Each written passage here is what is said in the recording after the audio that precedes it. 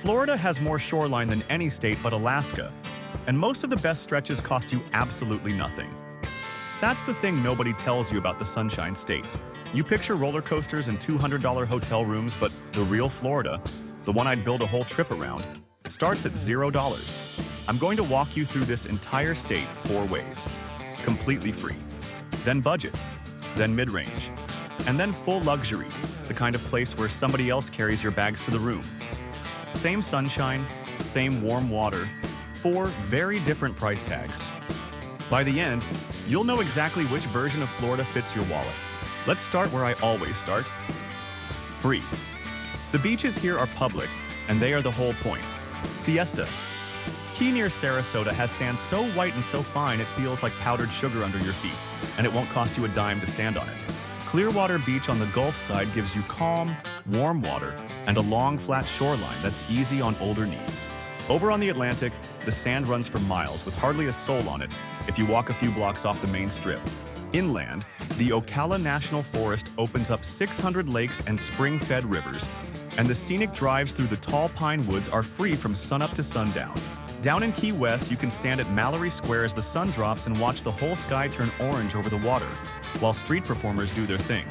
No ticket, no cover, just that glowing sky over the harbor.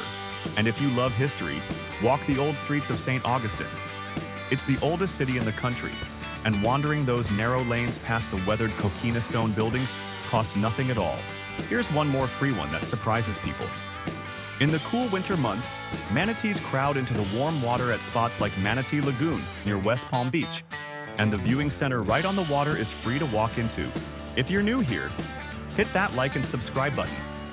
I'm working through all 50 states, from completely free to absolute luxury, and you'll want to be along for the ride. Over at theearnesttraveler.com, I've got a free ultimate adventure planner. Budget calculators, packing checklists, the whole thing. Links in the description. The complete travel guide for this video is down there too, with everything we cover in one spot. Stick around to the end. I'll tell you my single favorite pick from this whole video, the one I'd put at the top of my list if it were my trip. So that's free. But if you've got a little room in the budget, and I mean a little, Florida opens right up. Here's the number to remember. Most Florida state parks charge just $4 to $8 per vehicle to get in. That's for a whole carload, not per person. For the price of a fast food lunch, you get some of the best land in the state. Take the Springs because Florida is the spring capital of the world. The state sits on top of hundreds of freshwater springs that stay a steady 72 degrees all year long, and the water is so clear it looks fake. At Wakulla Springs south of Tallahassee, you can ride a riverboat past alligators and turtles and wading birds for just a few dollars. At Blue Spring near Orlando, hundreds of manatees pack into the warm run every winter, and a boardwalk lets you look right down at them. And at Eachatucknee, you can float down a cool, clear river on an inner tube for an afternoon. One of the great cheap Florida days. For a roof over your head, the budget tier is all about the older roadside motels and the mom-and-pop places off the main highway. You can still find clean, simple rooms across a lot of Florida for under $120 a night, especially if you travel in the fall shoulder season when the crowds thin out. Rates move around with the seasons, so I've dropped links in the description to check current pricing. Eat where the locals eat. Skip the waterfront tourist spots with the valet parking and find the little seafood shack with the paper menus and the line out the door. A basket of fresh fried grouper, some hush puppies, a glass of sweet tea. You'll eat like a king for under $20. Florida is also a paved trail paradise. A lot of the old rail lines have been turned into long, flat biking and walking trails.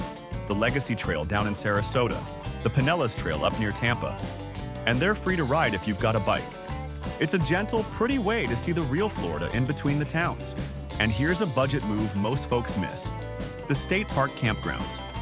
For the price of a cheap motel, you can pitch a tent or park an RV right on the water. Wake up to the sunrise over the Gulf and have the beach half to yourself before the day trippers arrive.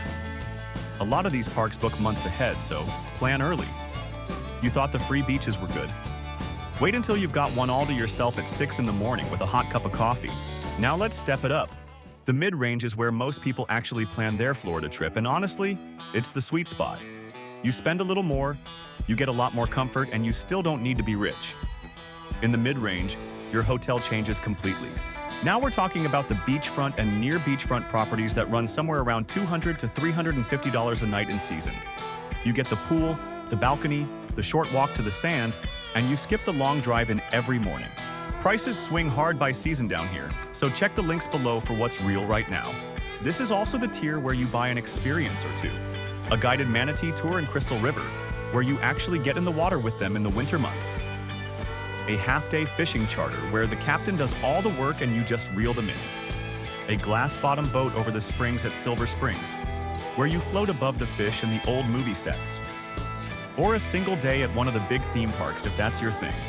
Done right, one day, instead of a whole trip built around it. The food gets a step up too. This is the tier for the sit-down waterfront dinner. The kind where you watch the sun go down over the water while somebody brings you a plate of stone crab claws or a whole grilled snapper. Not cheap, not outrageous. Call it $40 to $60 a head and worth every penny for the view alone. Where should you base yourself in the mid-range? Pick a beach town with some soul. St. Pete Beach on the Gulf gives you sugar sand and a walkable little town. Naples down south is polished and calm, made for slow mornings and long sunsets. St. Augustine gives you history and the ocean in one place. This is also where a rental car really earns its keep. In the mid-range, you're not stuck near one beach anymore. You can drive an hour to a spring in the morning and be back for a dinner on the coast, stitching 2 or 3 of Florida's best days into one trip. Here's my mid-range tip that pays for itself. Base yourself in one good spot and take day trips out, instead of hopping hotels every single night. You save the packing and repacking, you save the extra cleaning fees, and you get to actually settle in. Plant yourself for 4 or 5 nights and let Florida come to you. You thought that was the good stuff? Wait until you see what the very top of the market looks like down here. And now the top shelf. Florida luxury is a different animal, because this state has some of the finest resorts in the entire country. At the luxury tier, you're looking at the oceanfront resorts and the historic grand hotels, places that run $500, $1,000, sometimes $2,000 a night and up. Think private cabanas, spa mornings, a personal concierge who books everything before you even think to ask. In Miami Beach, the iconic Art Deco hotels turn the whole stay into a scene. Up in Palm Beach, the century-old grand resorts feel like a different, gilded era. And down in Naples, the beachfront 5-star hotels hand you the golf, the marina, the chef's tasting menu, the whole world on a silver tray. The luxury food scene matches it. Award-winning chefs, fresh Florida seafood turned into art, wine lists as thick as a phone book, and the private experiences. A sunset sail on a chartered catamaran, a small plane flight over the Keys, a guided flats fishing trip with a world-class guide who knows every hidden channel. So there's your Florida 4 ways. Free gets you the beaches and the sunsets. Budget gets you the springs and the state parks. Mid-range gets you the comfort and a few real experiences. And luxury gets you the whole thing polished to a shine. Now, which one would I actually pick? Which tier of a Florida trip do you think gives you the best bang for your buck? Drop it in the comments. I read everyone, and that pick I promised you. Out of this entire state, at any price, the one I'd put at the top of my list is a free one. A sunrise, alone, on a quiet Gulf beach with a cup of coffee before anybody else is awake. I've done the fancy resorts. Nothing in Florida beats that first light on the water when it's just you and the pelicans. That's the one. Next time, we're heading into the Everglades, America's wildest national park, where the alligators outnumber the tourists. You won't want to miss it. Until then, keep it earnest, and I'll see you on the road.